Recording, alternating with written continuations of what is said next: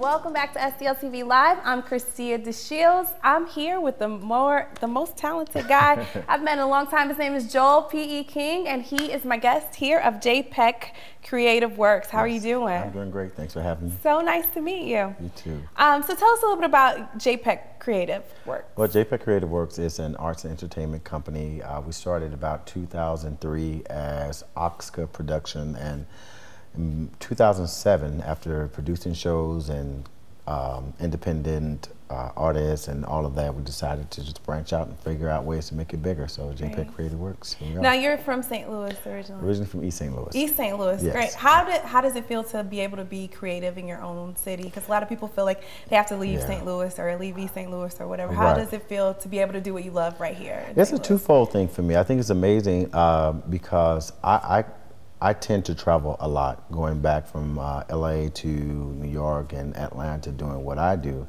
And to be able to come back here and be able to see that there is such a high quality of artists that are here, it's just a blessing, and I like to be able to pour into them as they have been able to pour into me, so it's good. Great. So tell us a little bit about some of the productions that you've done here in St. Louis. Yeah, I've done Issues of Love with Kendra C. Johnson. I've done Stand Your Ground just last year, a story that mirrored the Trayvon Martin situation, real life stage play, which became a hit early in the game. And we're going to be talking about real life. Now, what kind of drove you to create something like that? Well, the funniest with real life or just period? Real life. Real life. I was a substitute teacher back in 2004, and honestly, the story behind, there were two different stories. There was one story when I was teaching.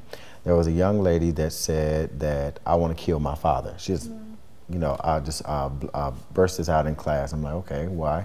So I asked a question, and she was like, well, I want to kill my father because he raped me.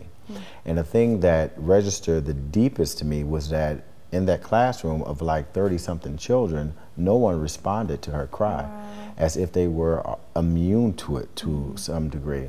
And then I had done a summer counseling in for one arts program or whatever, and then I was at the St. Louis, we were at the Arch taking the kids out, and one little guy said, I'm not ever leaving the ghetto because I'll be selling out to my community. This guy was 11 years old. Wow. And then 3 young men were co-signing him. So I'm like, why are we, what has come? What has happened in the community? And how long after that did you constantly replay those words that the young lady said in your head? Yes. How long after that did you decide to? It was actually in the year 2004. So I started writing the script, and getting feedback, listening to the students and what they had to say in regards to it and all of that. But honestly, it went from something in 2004, and then I did a preview of it in 2005, and then 2008 we did another presentation, and then it just evolved to what we have today.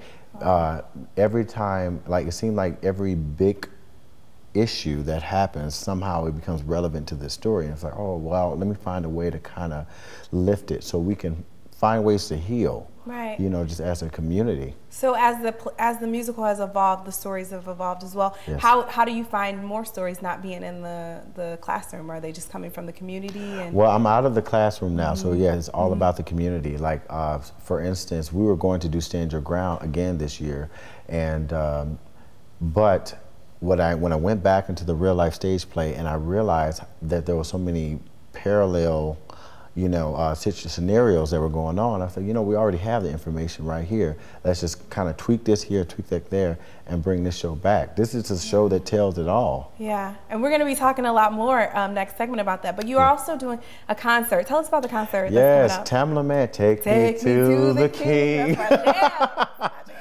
Yes, we are doing an arts benefit. It's called Kingdom Building Arts Benefit Concert, and we are featuring Tamela Mann. Why Tamela Mann? Well, you know what? I did not know why Tamela Mann, other than the demand for her. We wanted something that was going to guarantee an audience for sure.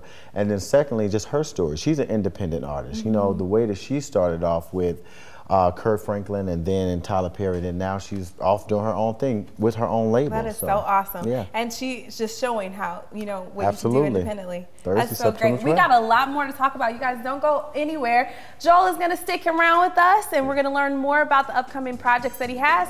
We'll be right back with more STL TV Live.